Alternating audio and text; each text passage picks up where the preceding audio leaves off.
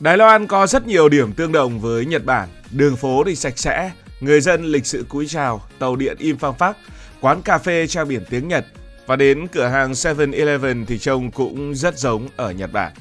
Đài Loan có thể nói chính là Nhật Bản phiên bản nhỏ hơn nhưng ấm áp và dễ thương hơn. Nhưng vì sao lại như vậy? Một hòn đảo ngay sát đại lục lại giống Nhật Bản đến mức khó tin. Đầu tiên hãy nói về câu chuyện địa lý. Đây là Đài Loan. Trên bản đồ, Đài Loan nằm ở một vị trí giống như một viên ngọc nổi tại Thái Bình Dương. Phía Bắc giáp với quần đảo Ryukyu, tức là Okinawa của Nhật Bản. Phía Tây nhìn sang Trung Quốc đại lục và phía Đông hướng ra biển Philippines. Nếu bạn kéo thước đo trên bản đồ thì thành phố Cơ Long, một thành phố ở phía Bắc của Đài Loan, đến với đảo Yonaguni của Nhật Bản, tức là hòn đảo nằm ở phía cực Nam của Nhật Bản, khoảng cách chỉ là khoảng 110 km đường chim bay mà thôi, gần đến mức khó tin. Ngày nay thì đường bay Đài Bắc Okinawa là một trong những tuyến ngắn và đông đúc bậc nhất tại châu Á, chỉ khoảng 600 km. Nói cách khác thì Đài Loan nằm rất gần Nhật Bản, thậm chí Đài Loan còn gần Nhật Bản hơn cả Việt Nam gần Indonesia ngay trong chính khu vực Đông Nam Á. So sánh như vậy để cho dễ hình dung. Và về mặt chiến lược, nó nằm ngay ở cửa ngõ phía Nam của Nhật Bản. Giới quân sự của Nhật Bản đã từng ví von như thế này: nếu Đài Loan là tấm khiên thì Nhật Bản là thanh kiếm phía sau tấm khiên ấy. Bởi vì nếu bạn nhìn trên bản đồ, Đài Loan và chuỗi đảo ở phía Nam Nhật Bản tạo thành một vòng cung chắn ngang cửa ngõ Thái Bình Dương. Ai kiểm soát được Đài Loan, người đó có thể kiểm soát tuyến hàng hải giữa Nhật Bản, Trung Quốc và Đông Nam Á. Chính vì thế trong các tài liệu quốc phòng của Nhật Bản, người ta thường gọi Đài Loan là hòn đảo sinh tử, sống còn với an ninh của Nhật Bản. Nếu một ngày nào đó Đài Loan bị kiểm soát bởi một thế lực không gần gũi với Nhật Bản, thì Nhật Bản sẽ mất luôn tuyến tiếp cận an toàn ra Thái Bình Dương và chuỗi đảo của Nhật Bản, đó là chuỗi đảo Okinawa, sẽ bị đe dọa trực tiếp. Nhưng địa lý chỉ là sự hé mở về việc Đài Loan giống Nhật Bản. Câu trả lời nằm ở lịch sử. Và lịch sử này đó là lịch sử kéo dài từ cuối thế kỷ thứ 19 cho đến giữa và đầu thế kỷ 20. Từ quãng năm 1895 đến năm 1945, tức là 50 năm, Đài Loan từng là thuộc địa của Nhật Bản. Thời điểm ấy là thời điểm mà Nhật Bản đang trên đà trỗi dậy mạnh mẽ sau cuộc cải cách Minh trị. Thì Nhật Bản muốn chứng minh với phương Tây rằng họ đủ văn minh để trở thành một đế quốc hiện đại. Và để làm điều đó, họ cần một nơi để chứng minh mô hình cai trị kiểu Nhật Bản. Một mô hình vừa khai thác, vừa văn minh hóa. Tất nhiên, văn minh hóa ở đây là trong ngoặc kép theo cách nói của Nhật Bản. Và lúc bấy giờ thì nhà Thanh vừa thua trận. Nhà Thanh đã bị buộc phải nhượng lại Đài Loan theo Hiệp ước Mã Quan. Và đây là một vùng đất trong kế hoạch ấy của Nhật Bản. Người Nhật đến Đài Loan không chỉ mang theo súng đạn và quyền lực, họ mang theo tàu hỏa, mang theo bệnh viện, mang theo trường học, điện, nước và cả hệ thống hành chính kiểu Tokyo. Họ xem Đài Loan là phòng thí nghiệm cho giấc mơ cường quốc châu Á. Và quả thật, trong 50 năm sau đó, người Nhật đã biến hòn đảo vốn nghèo nàn này trở thành một vùng đất hoàn toàn khác, hiện đại, kỷ luật và có rất nhiều dấu ấn của Nhật Bản. Thế là trong suốt nửa thế kỷ, người Nhật đã xây dựng hơn 1.000 km đường sắt dọc theo chiều dài hòn đảo, nối liền từ Đài Bắc cho đến Cao Hùng. Họ cũng lập hàng trăm trường học, đưa giáo dục bắt buộc vào từng vùng nông thôn, dạy người dân tiếng Nhật, văn hóa Nhật và cả tinh thần của người Nhật, một tinh thần kiên cường cố gắng đến cùng. Họ xây bệnh viện, mở trường đại học. Đài Bắc thời đó sạch sẽ, có điện, có nước máy, có tàu điện chạy đều, hiện đại hơn nhiều thành phố lớn ở Trung Quốc cùng thời. Đến năm 1945, khi Thế chiến thứ hai kết thúc, thì hơn 70% người Đài Loan nói được tiếng Nhật. Đi dọc Đài Bắc thì bạn vẫn thấy bóng dáng của Nhật Bản trong chính ngày hôm nay. Nhiều khu phố cũ vẫn còn nguyên những ngôi nhà mái cong, những dãy công sở màu vàng nhạt kiểu Nhật và những công trình cổ do người Nhật để lại. Phủ toàn quyền Nhật Bản, tòa hành chính lớn nhất thời bấy giờ, thì bây giờ hiện vẫn đang được sử dụng. Nhà ga Đài Bắc cũng được thiết kế theo phong cách Tokyo đầu thế kỷ 20. Còn ở Đài Nam, những ngôi đền Shinto nhỏ vẫn đang được bảo tồn, xen lẫn không gian của những ngôi chùa theo kiểu Trung Hoa. Ảnh hưởng của Nhật Bản thì không chỉ dừng ở kiến trúc, nó còn thấm sâu vào cả ngôn ngữ và thói quen sinh hoạt. Nhiều từ hiện nay vẫn đang được nói trong ngôn ngữ của người Đài Loan, thật ra cũng là từ mượn từ tiếng Nhật. Đó là dấu vết của nửa thế kỷ Nhật hóa đã in sâu vào đời sống của người Đài Loan, đến mức trở thành một phần của ngôn ngữ dân gian. Ẩm thực Đài Loan cũng là minh chứng rõ rệt cho sự giao thoa này. Bạn có thể gọi một bữa cơm bento ở bất cứ đâu, nhưng đó là hộp cơm kiểu Nhật Bản đã được Đài Loan biến tấu với thịt kho, trứng luộc, dưa muối vân vân và vân vân.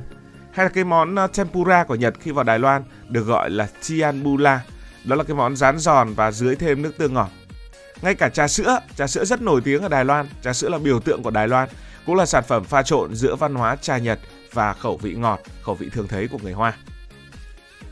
Và nếu bạn bước vào bất kỳ cửa hàng tiện lợi 7-Eleven nào ở Đài Loan, bạn cũng sẽ thấy tất cả đều mang phong cách Nhật, từ cách bài trí, nhạc nền nhẹ nhàng cho đến quy tắc phục vụ cúi để chào quý khách. Thật ra, điều đó cũng dễ hiểu.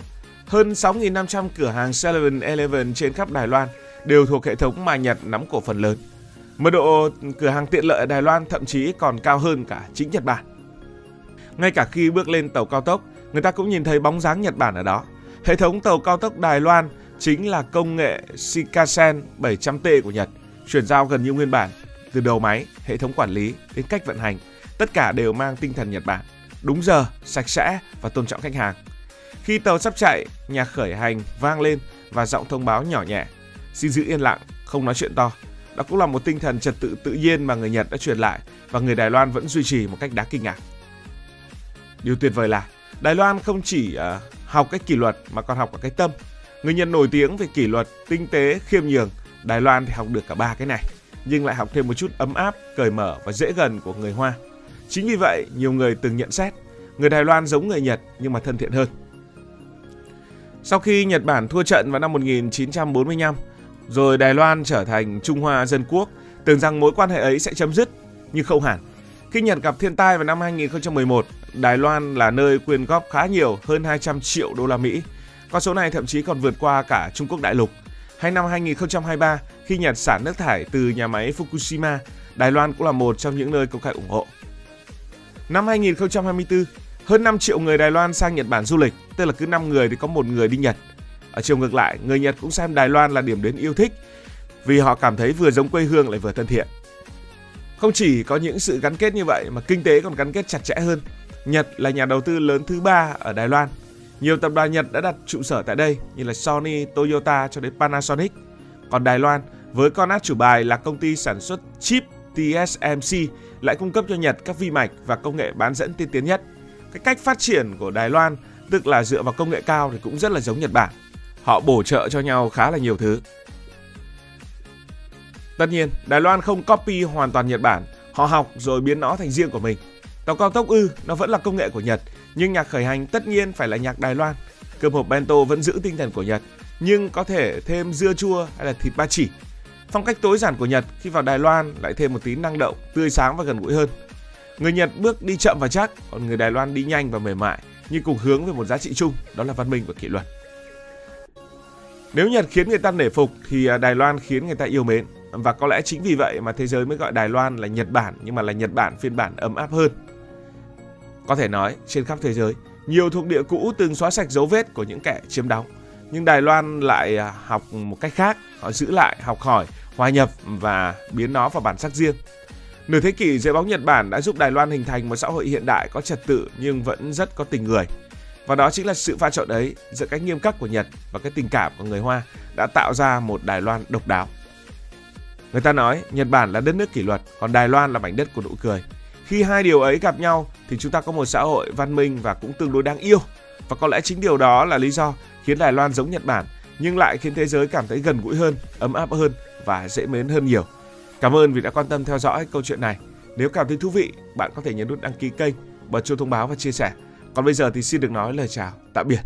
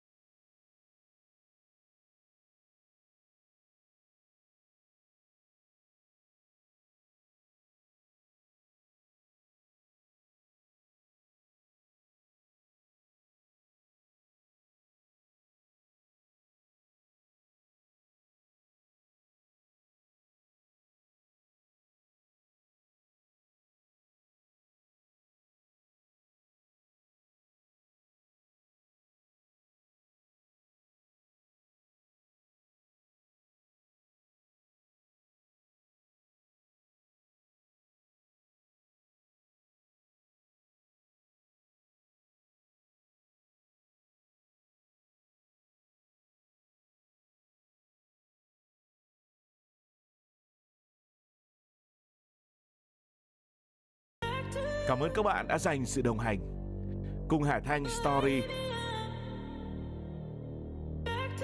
đi qua những vùng đất, khám phá những điều mới.